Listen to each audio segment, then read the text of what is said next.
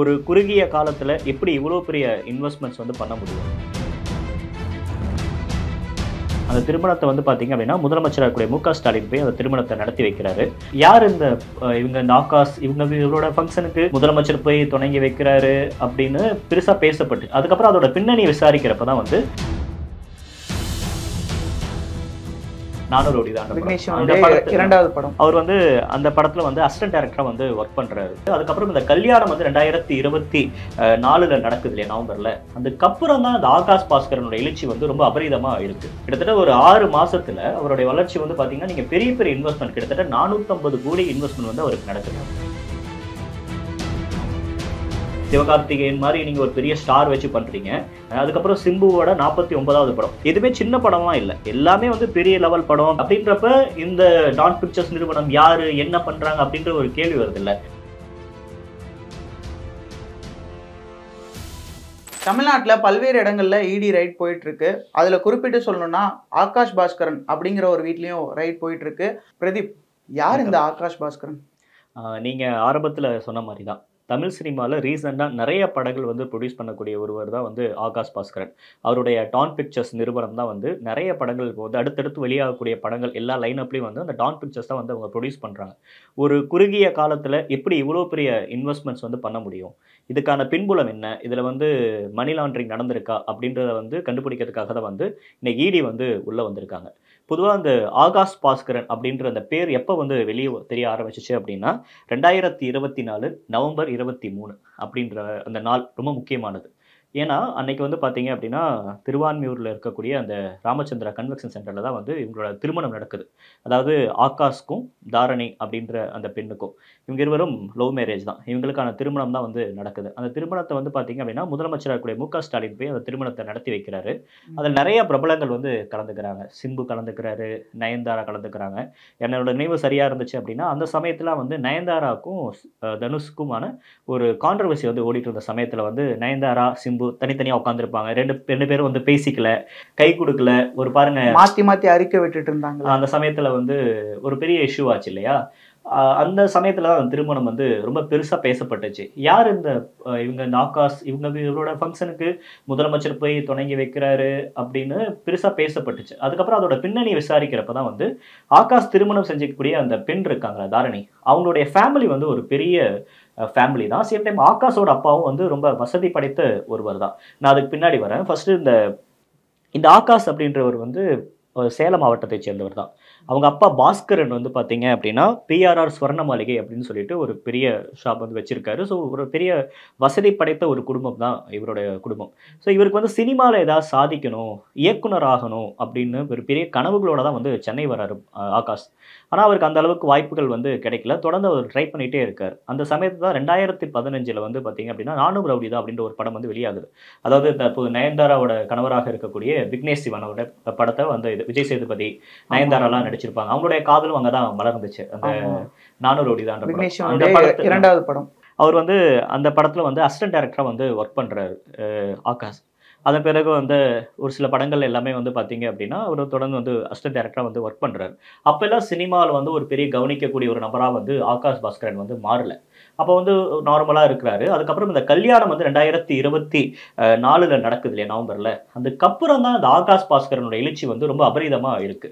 கிட்டத்தட்ட ஒரு 6 மாசத்துல அவருடைய வளர்ச்சி வந்து பாத்தீங்கன்னா நீங்க பெரிய பெரிய இன்வெஸ்ட்மெண்ட் கிட்டத்தட்ட 450 கோடி இன்வெஸ்ட்மெண்ட் வந்து அவருக்கு நடக்குது. இது எப்படி அவ்வளோ இன்வெஸ்ட்மெண்ட் வரும்? இப்போ வந்து நீங்க இப்போ உதாரணத்துக்கு சொல்லணும் அப்படின்னா விஜயோட ஜனநாயகன் படம் அப்படின்ற ஒரு படம் வந்து வெளியாகுது. விஜயை பொறுத்தவரைக்கும் தமிழ்நாட்டை பொறுத்த வரைக்கும் ஒரு தவிர்க்க முடியாத ஒரு கரிஸ்மேட்டிக்கான ஒரு ஆக்டர். அவருடைய படம் வெளியே வருது அப்படின்றப்ப பெரும்பான்மையான ப்ரொடியூசர்ஸ் வந்து என்ன பண்ணுவாங்க, ஐயோ விஜய் படம் வருதா, நம்ம வந்து தலையே விடக்கூடாது அப்படின்னு யோசிப்பாங்க. ஆனால் அந்த சமயத்தில் வந்து நீங்கள் வந்து பராசக்தியை ரிலீஸ் பண்ணுறீங்க அப்படின்னா இதோட பின்னணி என்ன அப்படின்னு ஒன்று இருக்குல்ல. நீங்க வந்து விஜய் மாதிரியான ஒரு பெரிய மார்க்கெட் இருக்கக்கூடிய ஹீரோவோட சண்டை போட வைக்கிறீங்க. இன்கேஸ் அது ஏதாச்சும் ஒரு லாஸ் ஆச்சு அப்படின்னா அதை சமாளிக்கக்கூடிய வலு வந்து இருக்கணும்.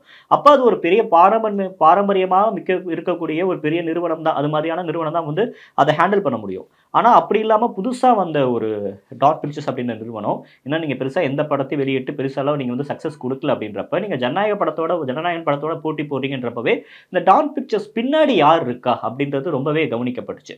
இந்த இட்லி கடை அப்படின்ற படமே வந்து பார்த்தீங்க அப்படின்னா ஒண்டர் பார் அப்படின்னு சொல்லிட்டு தனுஷோட ப்ரொடியூசர் ப்ரொடக்ஷனில் தான் அது நடக்க வேண்டிய படம். ஆனால் அது பல்வேறு காரணங்களால் அந்த படத்தை வந்து நடத்த முடியல. அந்த சமயத்தில் தான் வந்து டாட் பிக்சர்ஸ் வந்து உள்ளே போய் அந்த படத்தை வந்து நாங்கள் முடிச்சு தரோம், எல்லா வேலைகளும் நாங்கள் பண்ணுறோம் அப்படின்னு சொல்லிட்டு டாட் பிக்சர்ஸ் வந்து உள்ளே வராங்க. அதே அந்த படமே கிட்டத்தட்ட பார்த்தீங்கன்னா ஒரு 100 கோடி வருது. அதுக்கப்புறம் வந்து பார்த்தீங்க அப்படின்னா பராசக்தி அப்படின்ற ஒரு படம். அந்த படம் நம்ம பார்த்துருப்போம், சுதா கோங்கராவோட இயக்கத்தில். அது ஒரு கண்டிப்பாக அது ஒரு பொலிட்டிக்கல் கலரில் இருக்கக்கூடிய ஒரு படம் தான், பொலிட்டிக்கல் ஜானல் இருக்கக்கூடிய படம் தான். சிவகார்த்திகேயன், ரவி மோகன் அப்படின்னு சொல்லிட்டு ஒரு பெரிய நடிகர் சூர்யா நடிக்க இருந்து டிராப் ஆயிருந்தது. ஒரு பெரிய ஒரு, அதுவும் இந்த 2026 தேர்தலுக்கு முன்னாடி வெளிவரக்கூடிய ஒரு படம் தான். அது எப்படி ஜனநாயகன் வந்து விஜய்க்கோ அது மாதிரி வந்து டிஎம்கே அல்லது அந்த ஒரு சித்தாந்தத்தை பேசக்கூடியவங்களுக்கு ஒரு படமாக இருக்கும் அப்படின்ற மாதிரி தான் அந்த படத்தோட எல்லா விதமான நம்ம வந்து குறியீடுகள் எல்லாம் அப்படிதான் வந்து காட்டுனுச்சு. ஸோ அந்த படமும் ரொம்ப முக்கியமான ஒரு படமாக வந்து இருக்க போகுது. ஸோ அந்த படம் பட்ஜெட்டே வந்து பார்த்தீங்கன்னா ஆல்மோஸ்ட் ஒரு 250 கோடி. சிவகார்த்திகேயன் மாதிரி நீங்கள் ஒரு பெரிய ஸ்டார் வச்சு பண்ணுறீங்க அப்படின்றப்ப அதோட நீங்கள் வந்து ஹை லெவல் பட்ஜெட்டில் படம் எடுக்கிறீங்க அப்படின்னா உங்களுக்கு எந்த அளவுக்கு வந்து உங்களுக்கு சக்ஸஸ் இருக்கோ அதே அளவுக்கான அதில் ரிஸ்க்கும் அதிகம், ரிஸ்க் ஃபேக்டர்ஸுமே வந்து அதிகம். அப்படின்றப்ப அந்த படத்தை வந்து இன்வெஸ்ட் பண்ணுறாங்க. அதுக்கப்புறம் சிம்புவோட 49வது படம், நம்ம பார்க்கிங் டைரக்டர் இருக்காரு ராம்குமார் பாலகிருஷ்ணன், அவர் தான் இயக்க போறாரு. அந்த படத்துக்கான அனௌன்ஸ்மெண்ட் வந்து வருது. நீங்க என்ன ஒரு படம் கூட வெளியாகல, ஆனா அடுத்தடுத்த அனௌன்ஸ்மெண்ட் மட்டும் வந்துட்டே இருக்கு. வரக்கூடிய அனௌன்ஸ்மெண்ட் எல்லாமே வந்து பாத்தீங்க அப்படின்னா எதுவுமே சின்ன படமா இல்ல, எல்லாமே வந்து பெரிய லெவல் படம், பெரிய ஹை பட்ஜெட்ல பண்ணக்கூடிய படம். நீங்க சிம்பு வச்சு பண்றீங்க, கைடு லோகாரை வந்து அந்த படத்துல வந்து நீங்க உள்ள கொண்டு வரீங்க, சந்தானத்தை முக்கியமா இந்த படத்துல வந்து உள்ள பிச் பண்றீங்க. அப்படின்றப்பெல்லாம் வந்து பராசக்தியிலுமே எல்லாம் மல்டி ஸ்டார்ஸ் தான் இருக்காங்க. அப்படின்றப்ப இந்த டாட் பிக்சர்ஸ் நிறுவனம் யாரு, என்ன பண்றாங்க அப்படின்ற ஒரு கேள்வி வருது இல்ல. அப்படி பாக்குறப்ப இந்த ஒரு 6-7 மாசத்துல தான் வந்து இவங்களோட வளர்ச்சி அபரீதமா இருந்திருக்கு அப்படின்ற மாதிரி சொல்லப்படுது. நீங்க ஆகாஷோட அப்பா பாஸ்கரன் வந்து ஒரு பிஆர்ஆர் அப்படின்ற ஒரு சொர்ண மாளிகை வச்சிருக்காரு, அதுக்கப்புறம் வேலவன் சொல்லிட்டு ஒரு டிரான்ஸ்போர்ட் டிராவல்ஸ் வச்சிருக்காரு அப்படின்னாலும் கூட நீங்க எப்படி இவ்வளவு பெரிய இன்வெஸ்ட்மெண்ட் உங்களால பண்ண முடியும்னு ஒரு கேள்வி இருக்கு. அப்புறம் தான் வந்து அதை விசாரிக்கிறப்பதான் வந்து நம்மளுக்கு கிடைக்கக்கூடிய தகவல் என்னன்னா, ஆகாஷ் பாஸ்கரன் வந்து டிஎம்கேல இருக்கக்கூடிய நிறைய பேருக்கு வந்து ரொம்ப நெருக்கமா இருக்கிறாரு. நாட் ஓன்லி டிஎம்கே, நிறைய அரசியல் பார்ட்டியில இருக்கிறவங்களுக்கு வந்து ரொம்ப தொடர்புல இருக்கிறாரு. அதனாலதான் வந்து நிறைய இன்வெஸ்ட்மெண்ட் வந்து பண்ண முடியுது அப்படின்ற மாதிரியான ஒரு குற்றச்சாட்டுகள் இருக்கு. இது குற்றச்சாட்டுகள் தான் இருக்கு. பட் இது வந்து எந்த அளவுக்கு உண்மை அப்படின்றது நம்ம இன்னும் கிராஸ் வெரிஃபிகேஷன் பண்ண வேண்டிய தேவை இருக்கு. இந்த சமயத்துல வந்து ஒரு 6 மாசத்துல வந்து பாத்தீங்க அப்படின்னா ஒரு 450 கோடி கிட்ட வந்து இது மாதிரி ஒரு படம் வந்து இன்வெஸ்ட் பண்ணியிருக்காங்க. இன்னைக்கு என்ன நடந்துச்சு அப்படின்றத பார்த்தோம். இன்னைக்கு நடந்த சம்பவத்தை வந்தோம் அப்படின்னு பார்த்தோம் அப்படின்னா, நம்ம இங்க தேனாம்பேட்டையில் இருக்கக்கூடிய இந்த கேபிஎன் தாசன் அப்படின்ற அந்த ஸ்ட்ரீட்ல தான் வந்து இவரோட வீடு இருக்கு. அந்த வீடுக்கு வந்து இன்னைக்கு காலையில 6:15 இருந்து 7:30 வரைக்கும் வந்து அமலாக்கத்துறை அதிகாரிகள் வந்து ரைடுக்கு போறாங்க. அந்த இடத்துல ரைடில் வந்து தொடர்ந்து விசாரணை வந்து நடத்தப்படுது. உங்களுக்கு எப்படி படம் வந்துச்சு, இந்த படத்தில் எப்படி நீங்கள் இன்வெஸ்ட் பண்ணீங்க, நீங்கள் ஒரு படம் வந்து உங்களுக்கு வருது அப்படின்னா அந்த படம் வந்து அதில் வந்து சட்டவிரோதமாக அந்த படம் உள்ளே வந்திருக்கா அப்படின்னா தான் அதில் வந்து இடி உள்ளே வருவாங்க. இது மட்டும் இல்லை, இவரோட இன்னொரு சுவாரஸ்யமான விஷயம் சொல்லணும் அப்படின்னா 2021 எலெக்ஷன் சமயத்தில் வந்து வருமான வரித்துறை அதிகாரிகள் வந்து ஒரு 5 கோடி ரூபா வந்து கைப்பற்றுறாங்க இவர்கிட்ட இருந்து.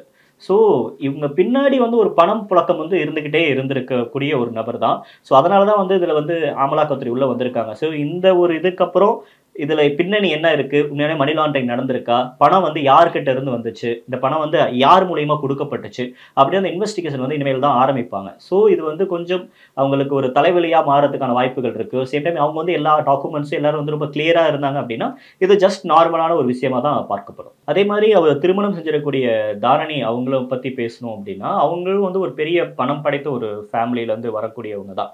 அவங்களுடைய அப்பா வந்து பார்த்தீங்க அப்படின்னா கவின் கேர் அப்படின்றத ஒன்று வச்சிருக்காரு. அவங்களுடைய 3வது மகளாக தான் வந்து இவங்க இருக்கிறாங்க. ஸோ இவங்க திருமணமும் வந்து ரொம்ப பிரமாண்டமாக நடைபெற்றது காரணம் இவங்க ஒரு செல்வாக்கு மிகுந்த ஒரு ஃபேமிலி தான். ஸோ அதனால இவங்களுடைய ஃபேமிலி பின்னாடி இருக்கா நீங்கள் எடுத்து பார்த்தீங்கன்னாலும் இவங்களுக்கு ஒரு பெரிய அரசியல் தொடர்புகள் இருக்குது அப்படின்ற மாதிரி தான் நம்மளுக்கு வந்து செய்திகள் வருது. ஆகாஷ் பாஸ்கரன் குறித்தும் அந்த இடி ரைட் குறித்தும் நிறைய தகவல்களை வந்து பிரதீப் நம்ம கிட்ட பகிர்ந்துக்கிட்டாரு. இதுக்கு அடுத்து என்னென்ன நடக்க போகுது அப்படிங்கிற தகவல்களையும் நம்ம தொடர்ந்து பார்க்கலாம்.